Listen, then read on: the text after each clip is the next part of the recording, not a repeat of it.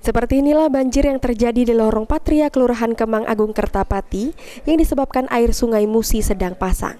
Kondisi ini cukup dikeluhkan oleh warga karena kehidupan mereka harus terancam dengan banjir yang bisa terjadi sewaktu-waktu.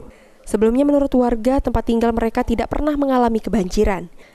Namun sejak adanya tongkang yang tidak berjalan, maka kini lokasi mereka sering kebanjiran. Hingga akhirnya sampah pun ikut naik dan mengotori lokasi tempat tinggal mereka.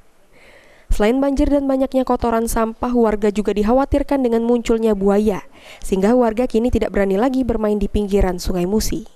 Nah, iya memang ada buaya. Kalau salah itu kalau dulu agak buat tongkang ini kan. Pernah pembersihan itu pernah buaya lari kan. Disebabkan dihubungi oleh banyak warga dari sampai sekarang.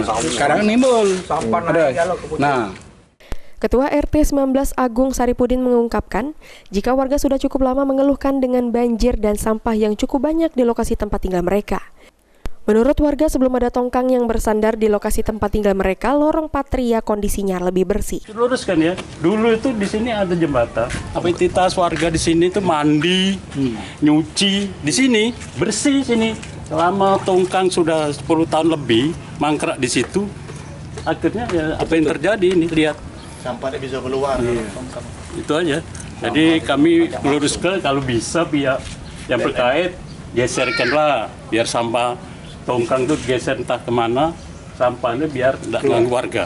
Itu aja. Selanjutnya, warga berharap agar ada perhatian dan tindak lanjut dari pemerintah di Lorong Patria yang kini alami kotor akibat sampah dan sering banjir. Firman Hidayat, Pol TV.